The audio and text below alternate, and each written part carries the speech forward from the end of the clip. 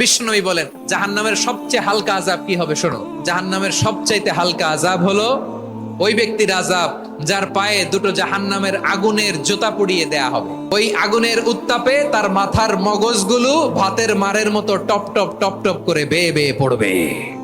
নাউজুবিল্লাহ পড়বেন না? আচ্ছা প্রিয় সিলেট, আওয়াজ করে বলেন, এইটা যদি সবচেয়ে লাইট পানিশমেন্ট হয়, সবচেয়ে হালকা পাতলা সহনীয় আযাব যদি হয়, তাহলে ভয়ঙ্কর তোমার আযাবের কি অবস্থা হবে? আমরা কি ওই জাহান্নামে যেতে চাই? জাহান্নামের অবস্থা এত ভয়ঙ্কর হবে, জাহান্নামের ভেতরে লক্ষ লক্ষ কোটি কোটি কাফির মুশরিককে দেওয়ার পরেও জাহান্নাম বলবে হালমিম মাজিদ, আরো আছে নাকি, আরো দাও। কোটি কোটি কাফেরের দল, মুশরিকের দল, সীমা লঙ্ঘনকারী দল, তাদেরকে যখন জাহান্নামে ফেলা হবে, বড় বড় পাথর খণ্ড জাহান্নামে ফেলা হবে, তারপরও জাহান্নাম বলবে হাল মিম মাজিদ, আরো আছে নাকি, দাও, আরো দাও, আরো দাও। আমার ক্ষুধা নিবারণ হয় নাই। জাহান্নামে তো উত্তপ্ত হবে, জ্বলন্ত হবে, ভয়ঙ্কর হবে। জাহান্নামের এক অংশ আরেক অংশকে খেয়ে ফেলবে। আল্লাহু আকবার। ফেরেশতারাও টালমাটাল হয়ে যাবে।